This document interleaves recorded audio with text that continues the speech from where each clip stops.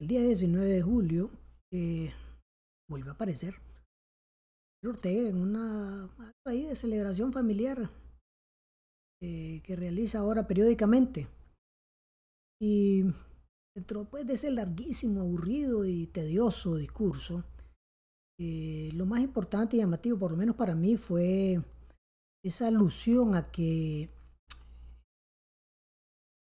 los estados tenían la obligación de cumplir las resoluciones de la Corte de la Corte Internacional de Justicia, de la Haya y de la Corte Penal Internacional. Interesante porque pues, Daniel Ortega tiene pendiente ahí una orden de la Corte Interamericana de Derechos Humanos que salió hace unos 15 días, en donde se ordena que libere a 25 presas y presos políticos que se encuentran en condición de enfermedad en sus cárceles, secuestrados por su régimen, por el régimen de los Ortega Murillo. ¿Ha cumplido Daniel Ortega con esa orden de la Corte Interamericana de Justicia a la cual Nicaragua está obligada? No, no ha cumplido.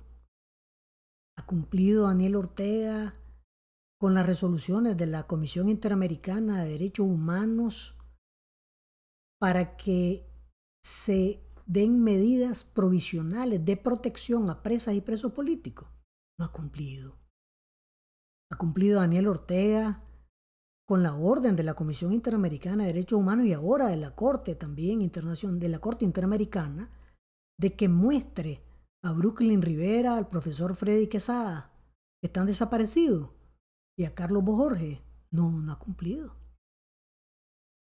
¿Cumplió Daniel Ortega con las recomendaciones de la Comisión Interamericana de Derechos Humanos para el respeto a los derechos humanos durante las protestas del 2018? Cuando policías y paramilitares, que él reconoció que eran policías voluntarios, salieron por sus órdenes a disparar contra personas desarmadas que andaban en manifestaciones pacíficas. No, no ha cumplido.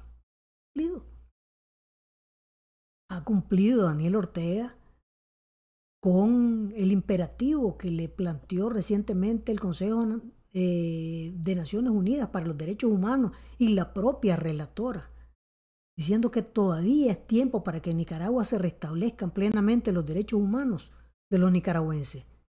El derecho a la libre expresión, libre movilización, libre organización, libertad de religión, libertad de culto.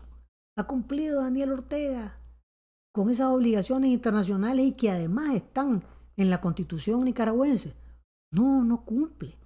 Ortega no cumple ni con la Constitución nicaragüense, ni con las normas internacionales, ni con los instrumentos internacionales que lo obligan a cumplir esas disposiciones. Entonces lo que vimos fue un Ortega candil de la calle y oscuridad de la casa, como decía mi mamá. Candil de la calle, la posición más cómoda. Ahí aparece, sangrando o aparentando sangrar por lo que pasa afuera, mientras le saca sangre a los nicaragüenses adentro. Candil de la calle. Que cumpla Daniel Ortega con las resoluciones que lo obligan a él y al Estado de Nicaragua al pleno respeto de los derechos humanos. Y entonces tal vez vamos a pensar que deja de ser un mentiroso y manipulador. Porque a estas alturas pues ya se sabe que ninguno de esos discursos de Daniel Ortega son creíbles. Ni siquiera la gente que estaba en la plaza le cree. Que son gente que va obligada, que va amenazada. Va amenazada con que lo corran, va amenazada con cárcel.